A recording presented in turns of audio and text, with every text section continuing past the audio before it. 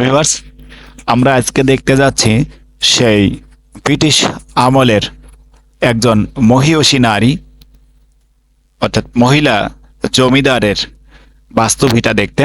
সেজন্য আপনাকে আসতে হবে কুষ্টিয়ার মিরপুর থানাতে। আমরা সেখানে যাওয়ার জন্য তৈরি হয়েছি। ইতিমধ্যে আমরা পৌঁছে গেছি সেই প্যারি সুন্দরীর বা প্যারি জমিদারের বাড়ির কাছাকাছি। এটি অবস্থিত কুষ্টিয়া মিরপুর থানার সদরপুর ইউনিয়নের সদরপুর গ্রামে। আপনারা দেখতে পাচ্ছেন এই পথটি দিয়েই আমি প্রবেশ করব প্যারি সুন্দরীর সেই বাড়িতে।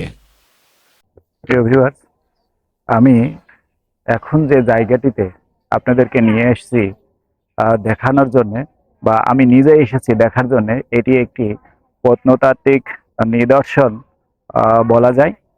এটি হচ্ছে সেই প্যারি সুন্দরী নামক এক মহিয়সী নারী ছিলেন জমিদার হিসেবে কুষ্টিয়ার এই মিরপুর থানার অন্তর্গত এই আমলা সদরপুর এই জায়গাটিতে তিনি কুষ্টিয়ার এই অঞ্চলে জমিদারিত্ব করতেন।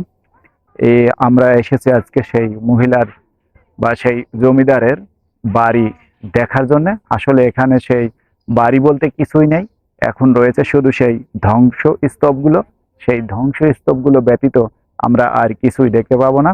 চলুন আমরা জেনে আসি সেই প্যারি সুন্দরী সম্পর্কে কিছু কথা। আপনারা আমার সাথেই থাকুন। ধন্যবাদ। বিভক্ত নদিয়া জেলার নীল বিদ্রোহের নেত্রী এই প্যারি সুন্দরী। ইনি কুখ্যাত নীলকর ক্যানির বিরুদ্ধে বৃহৎ কৃষক সংগ্রামের নেতৃত্ব দেন। সুন্দরী প্যারি দেবী ছিলেন নিঃসন্তান বিধবা। তার বিয়ে হয় কৃষ্ণনাথ সিংহের সাথে। অল্প বয়সেই তিনি বিধবা হন। তার পিতা রামানন্দ সিংহ ছিলেন কুমারখালী ইংরেজ রেশন কুটির নায়েব। পরে মুর্শিদাবাদ নবাবের কাছে কাজ করার সময় মিরপুর এলাকায় জমিদারিত্ব পতন করেন। কুষ্টিয়া জেলার মিরপুর থানার সদরপুর ছিল এর আদি বসতি। এই জায়গাটিতে আসলে এই রকম ধ্বংসাবশেষ ছাড়া আর কিছুই দেখতে পাবেন না। এখানে শুধুই তাদের ঘরবাড়ির বা প্রাসাদের যে চিহ্নগুলো রয়েছে, এগুলো দেখলেই বোঝা যায় যে আসলেই এখানে একটি জমিদারের বাড়ি ছিলেন। প্রাচীন আমল থেকে প্রায় 100-200 বছর আগে এই জায়গাটিতেই বাস করতেন এই প্যারি সুন্দরী। তিনি ছিলেন নীলকরের বিরুদ্ধে আন্দোলনের একমাত্র মহিলা নেত্রী, যার আন্দোলনের ফলশ্রুতিতেই এই নীলকর ক্যানি এই এলাকা থেকে পালাতে বাধ্য হয়। টমাস আইভ্যান ক্যানি নামক নীলকর সাহেবের ক্রমাগত অত্যাচারে প্যারি সুন্দরীর প্রজারা অতিষ্ঠ হয়ে পড়ে। কুষ্টিয়ার বিস্তীর্ণ অঞ্চলে ক্যানির দৌরাত্ম্য বৃদ্ধি পায়। সে জোরপূর্বক নীল চাষ করতে বাধ্য করতে থাকলে প্রজারা প্যারি সুন্দরীর কাছে প্রতিকারের আর্জি জানায়। প্রজাদের সাথে একমত হয়ে প্যারি সুন্দরী ক্যানিকে সমুচিত জবাব দিতে প্রজা, চাষি, মজুর, হিন্দু, মুসলমান নির্বিশেষে একজোট করেন তিনি। তার ভরসায় বিপুল জনতা ক্যানির শালঘর মাধুয়ার কুটি আক্রমণ করে এবং ক্যানি পালিয়ে যায়। ক্যানি সুন্দরীর বিরুদ্ধে মামলা করলে তিনি সগর্বে বলেন, আমার লাঠিয়াল কুঠি লুট করেছে জেনে আমার সুখবোধ হচ্ছে।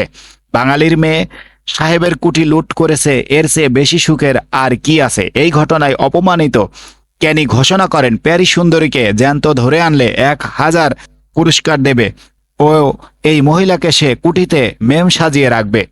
এতে বিন্দুমাত্র না দমে সাহসী প্যারি সুন্দরী পাল্টা ঘোষণা করেন, ক্যানির মাথায় এনে দিলে তার সামনে রাখবে, তাকে তিনি দেবেন 1000 তোড়া। কৃষক জনতা ও প্যারি সুন্দরীর লাঠিয়াল আবার ক্যানির কুঠি আক্রমণ করে ধূলিসাৎ করে দেয়। ক্যানি পালিয়ে বাঁচলেও দারোগা মোহাম্মদ বক্স খুন হয় প্রজাদের হাতে। জমিদার রামানন্দ সিংহের কোনো পুত্র সন্তান ছিল না। তার 2টি সন্তানই ছিল মেয়ে, বড় মেয়ে প্যারি সুন্দরী ও ছোট মেয়ে শ্যামা সুন্দরী। এমজেড কোম্পানির কর্মকর্তা টমাস আইভ্যান ক্যানি জমিদারের রামানন্দ সিংহ রায়ের বড় মেয়েকে পছন্দ করে বিয়ের প্রস্তাব দেন। রামানন্দ সিংহ এই বিয়ের প্রস্তাব প্রত্যাখ্যান করেন এবং নীলকরের সাথে আরও জোরদার হয়ে ওঠে তাদের বিরোধ। জমিদার বাড়ির এই ধ্বংসাবশেষ এখনও রয়েছে স্মৃতিস্বরূপ। আসলেই এটি আমাদের স্মৃতিতে নাড়া দেয়। ধন্যবাদ সবাইকে ভিডিওটি দেখার জন্য। ভালো লাগলে লাইক, কমেন্টস, শেয়ার করবেন।